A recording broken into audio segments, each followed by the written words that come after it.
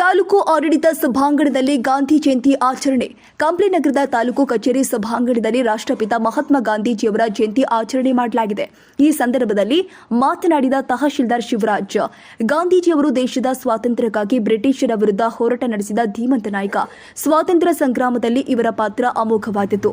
ಇವರು ಜನರ ಕಲ್ಯಾಣದ ಮುಖಾಂತರ ಸುಖಿ ರಾಜ್ಯದ ಕಲ್ಪನೆಯ ಕನಸನ್ನ ಕಂಡಿದ್ದು ದೀನ ದಲಿತರ ಏಳಿಗೆಗಾಗಿ ಹಗಲಿರುಳು ಶ್ರಮಿಸಿದ್ದಾರೆ.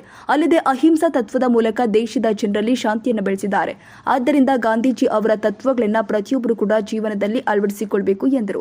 ಇನ್ನು ಈ ಸಂದರ್ಭದಲ್ಲಿ ತಾಲೂಕು ಮಟ್ಟದ ಎಲ್ಲ ಅಧಿಕಾರಿಗಳು ಭಾಗಿಯಾಗಿದ್ದರು.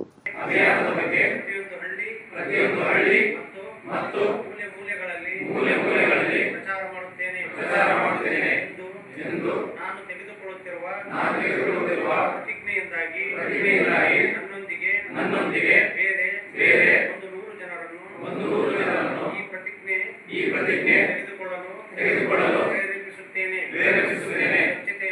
ಸ್ವಚ್ಛತೆಯ ಬಗ್ಗೆ ನಾನು ಮುಂದಿಡುತ್ತಿರುವ ಈ ಒಂದು ಹೆಜ್ಜೆಯು ಪೂರ್ಣ ಭಾರತವನ್ನು ಸ್ವಚ್ಛ ಭಾರತವನ್ನಾಗಿ ಮಾಡುವ